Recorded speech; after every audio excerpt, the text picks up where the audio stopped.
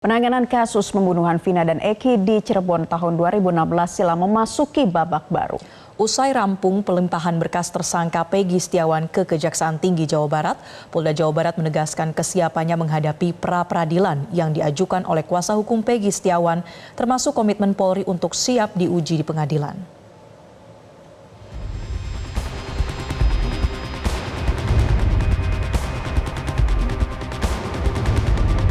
Pengungkapan misteri kasus pembunuhan Vina dan Eki dengan tersangka Peggy Setiawan alias Peron memasuki babak baru.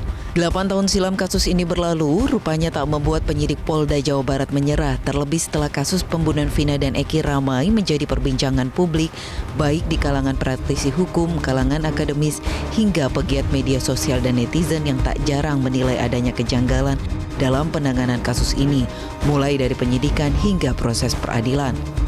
1 bulan pasca penangkapan Peggy, lebih dari 70 orang saksi telah diperiksa. 18 orang diantaranya saksi yang memberatkan atas dugaan perbuatan Peggy Setiawan serta para saksi ahli seperti ahli forensik, ahli psikologi, ahli pidana hingga ahli teknologi informasi. Dan akhirnya berkas penyidikan tersangka Peggy Setiawan sudah dinyatakan rampung dan telah diserahkan ke Kejaksaan Tinggi Jawa Barat. Jabar barusan menerima berkas tahap 1 atas nama tersangka PS. Setelah menerima berkas tersebut, jaksa peneliti akan melakukan penelitian berkas perkara selama 14 hari sesuai KUHP, dan di dalam waktu 7 hari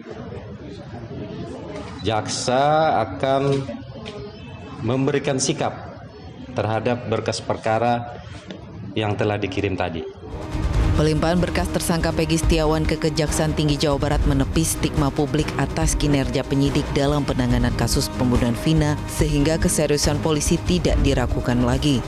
Bahkan Polda Jawa Barat menegaskan kesiapan menghadapi pra-peradilan yang diajukan oleh kuasa hukum Peggy Setiawan yang akan digelar pada hari ini, Senin 24 Juni 2024 di Pengadilan Negeri Bandung.